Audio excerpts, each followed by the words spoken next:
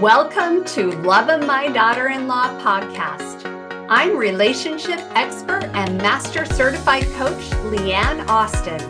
I'll help you create more connection, love, and fun with others, yourself, and your daughter-in-law. Hey y'all, welcome to Loving My Daughter-in-Law, episode number 152, Commitment with My Dad.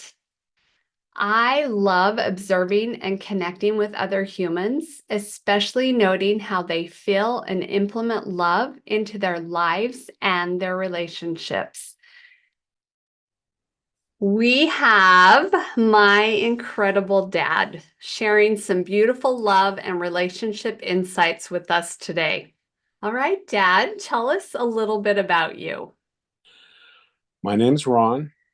I have this totally amazing daughter and three amazing sons.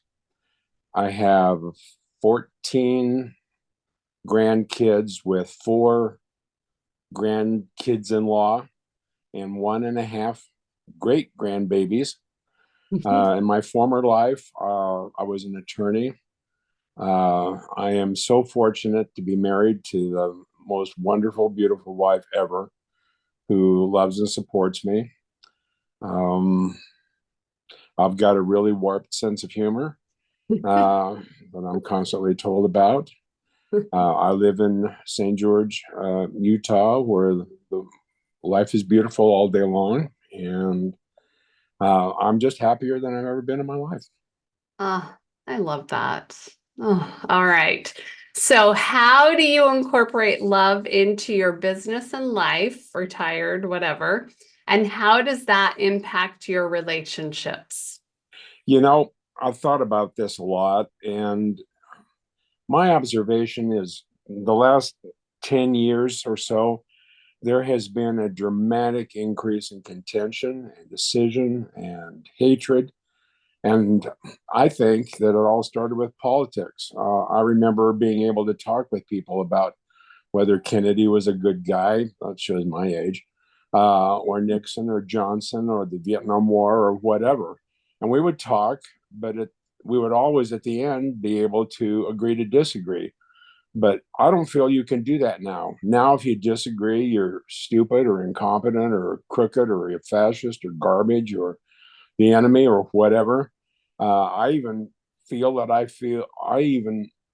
fear for retribution to me and my property. Even family on social media, if you express an opinion for one thing, sometimes even family members are brutal in yelling at you, and that makes me crazy. I know I'm just one person, and the only way I know how to affect that is to try to show love to everybody.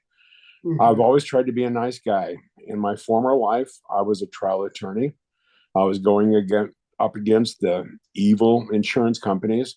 But most of the time, I was able to valiantly represent my client, argue against the opposing attorney. But at the end of the day, both of the attorneys would shake hands, and we often went to lunch or get a snack.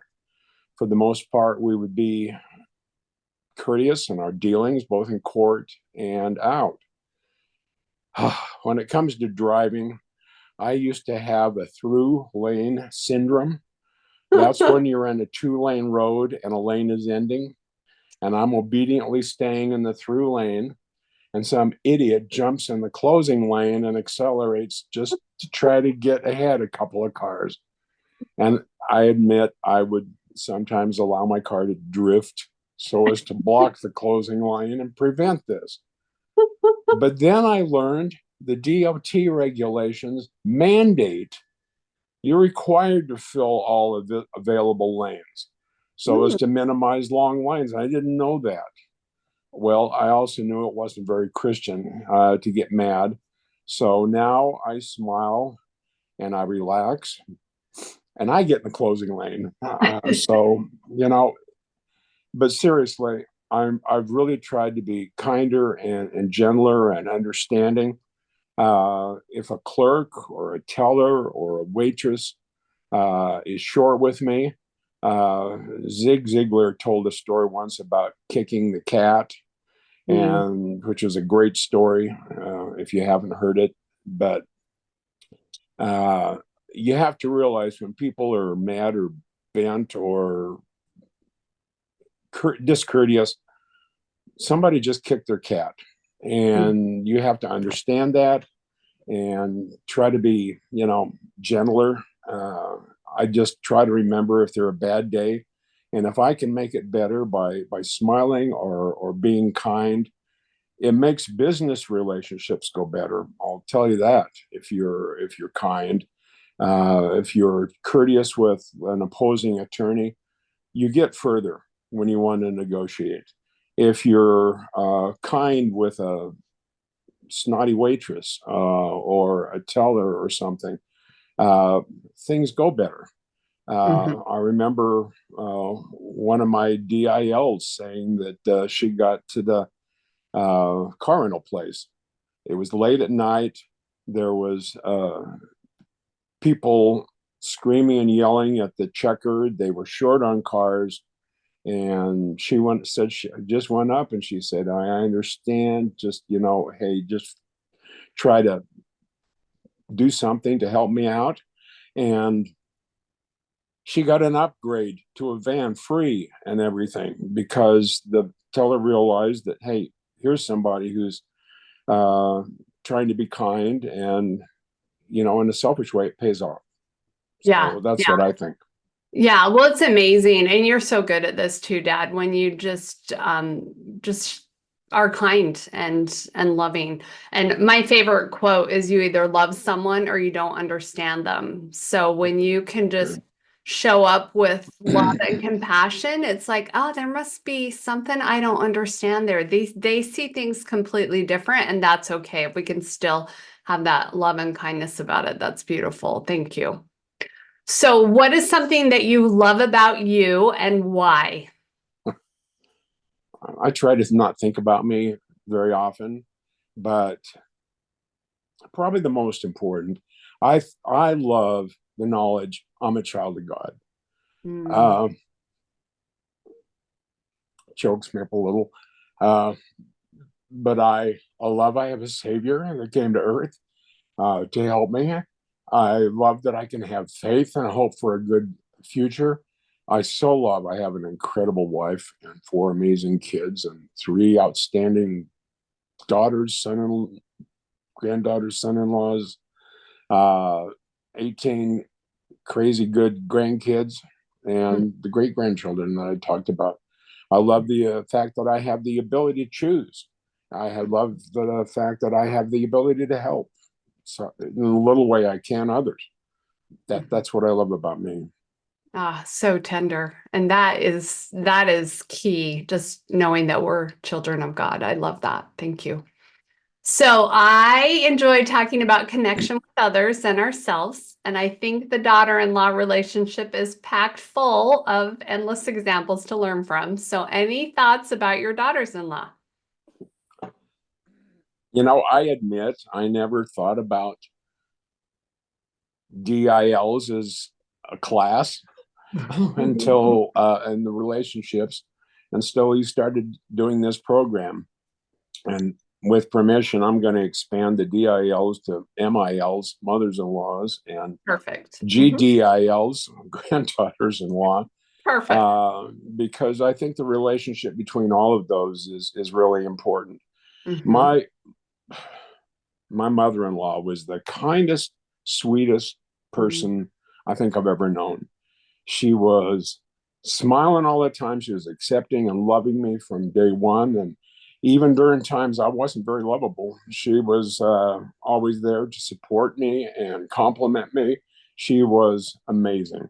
Mhm. I have two present DILs. That sounds funny, but one of my sons went through a divorce. And initially, from my perspective, that particular then daughter in law was less than kind to my son. But things have calmed down, and I realize she did help to provide two of my grandchildren, Mhm. and she helped and helps in supporting and raising them.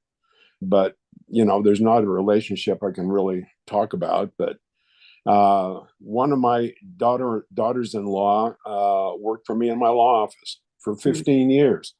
She is an incredible, she was an incredible gifted employee, is a great mother to three of my grandkids, and she puts up with my son, which says a lot about her abilities and patience and long suffering.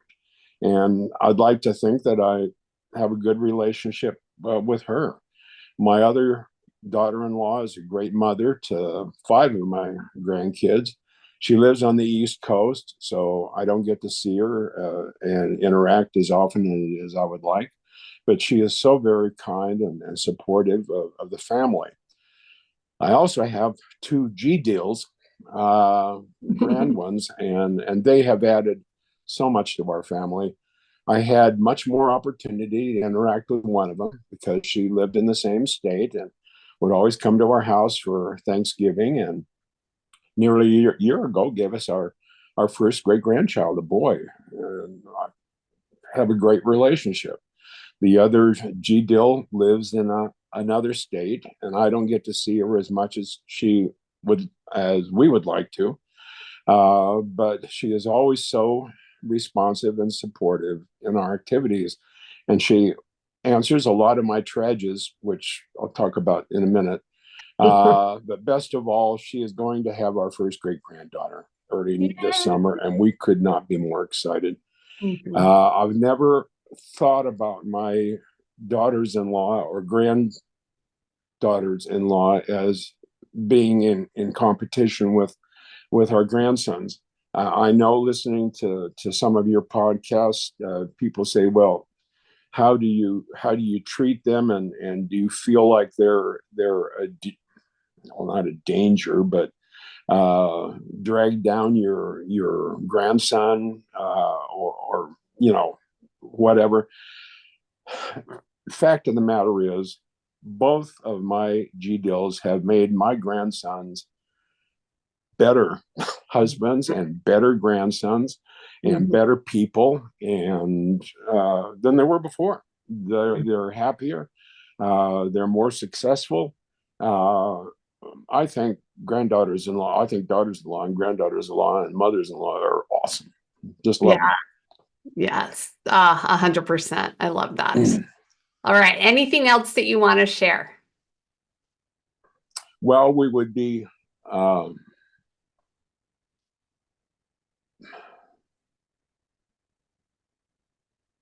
probably discriminatory if we didn't talk for a second about SILs and GSILs, sons-in-laws and grandsons-in-laws. And I just got to give a shout out. I haven't just the best son-in-law ever.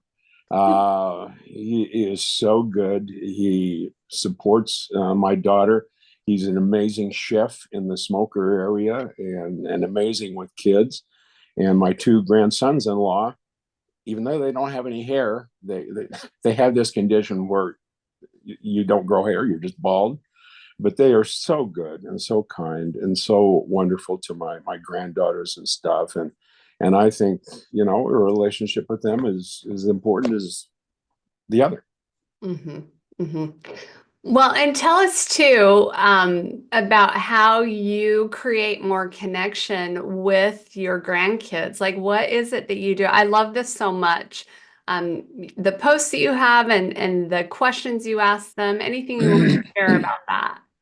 Well, I'm going to loop that in, jump the gun on your next question. Oh, on the question at the end? Okay, perfect. If I may. Yes, let's do that. Your favorite question about love, or quote, Favorite quote. My favorite quote, I don't know where I heard this, but I heard this a long time ago. And it just seemed to summarize what love is. And to read it so I get it right, love is the total commitment to the full development of the potential of another. And that is, it's kind of hard to describe. It's something my wife taught to me. She's always more interested in ensuring I'm happy and I'm doing the things I should be doing and improving my relationships with others. Uh, she's been a great example. I've been able to use that caring in relationships with my grandkids. I was prompted one day to send a text message to each grandchild. I decided that I would send a three-part message consisting of an inspirational thought, a riddle with four possible answers, and a stupid joke. I called them my trages, thought, riddle, and joke. I would end it with a love you, and hopefully they would know that I was thinking about them. For example, thought. Children are a reflection of the true love of Christ. Riddle. The fruit at the top of the men's singles trophy at Wimbledon is A, a strawberry, B, an apple, C, a pineapple, or D, a banana. Joke. Why did the kid walk softly past the medicine cabinet? He didn't want to wake the sleeping pills. Bah, and then say love you. And so the same set would go to each grandchild, but would be sent individually so that they could respond to me individually. So I sent out 14 of those the first day. I suppose somebody more techno savvy would be able to send them all at once as a blast text, but there's something satisfying about clicking each one, and I could add a little note if it were their birthday or they were having a hard time or something. So I sent out 14 of them, 14 trages. I got a couple of responses, and it felt pretty good.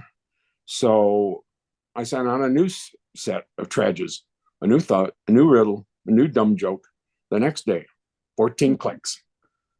And then the next day, and then the next day. And I haven't kept it exact track, but as close as I can calculate.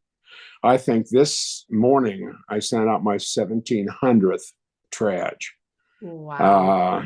18 clicks now because four of the grandkids are married and I include their spouse. But it'll be 5 years in February. Wow. It hasn't been consecutive days because sometimes I've been out of the country or where there was no internet service. And I say that not to pat myself on the head, but to say it has been amazing. It has been fulfilling to me. Many times they don't respond, and that's okay. But by golly, they know I and my wife love them, are thinking about them, are committed to make them the very best people they can be. There is something about helping and encouraging and supporting and consoling and everything you do with family and friends and others. Each one of our own kids have gone through desperate times, as well as our grandkids, but we're family and we're committed to everyone getting through things and being happy and progressing. It's fun with strangers. Our church sponsors vending machines called Giving Machine, where you can go and you can buy a chicken or a goat or some tools or some meals to send to people around the world who really need it. I don't think I've ever had so much fun standing in front of a vending machine, spending money. Sometimes we're going through a drive-through, and Helen will say, "Pay for the car behind us," and that's been fun. Although my observation is some people really eat. I believe in love and commitment and helping other people and bringing up lives. It's a tough world out there, but if there's even a scrap of hope and light, it just makes it easy. It makes it easier. So if I can help someone, that's what I like to do. I guess the other quote that I like is, "You ought to find something you love so much when you don't have to think about anything. That's what to think about." And that's what I try to do. Yeah, I love that so much. And your commitment to me and our family, man, so blessed and so thankful to you, Dad. And as a dad and a grandpa and a great great grandpa and all the things. We just love and appreciate the countless things and time that you spend for all of us. So thank you. Thank you. Thank you. You're And most welcome. I love that love is the total commitment to the full development of the potential of others. Something to think about. Thank you, Dad, for sharing your love insights with us. Here's to commitment, connection, and love. Have a good one, y'all. If this podcast resonated with you, pass it on to someone who might love it too, and leave a quick review to help our Connection Crew community grow. Thanks so much for tuning in. If you enjoyed this episode and want to create more fun, connection, and love into your relationships, check out my Connection Crew membership and one-on-one coaching programs. This is where I share practical strategies to help you deepen your relationships. Plus, I've got some fun free goodies that you won't want to miss. If you're ready to transform your connections from the inside out, start with my free Connection Blueprint, your easy 3-step guide to connecting with yourself and others on a whole new level. And here's a bonus. If you're looking to strengthen your bond with your daughter-in-law, grab my one question that will instantly boost the love and understanding in your relationship. All the details, including your free Connection Blueprint and that powerful one question, are in the show notes or at leanneaustin.com. Don't wait. Start creating those deeper, more meaningful connections today.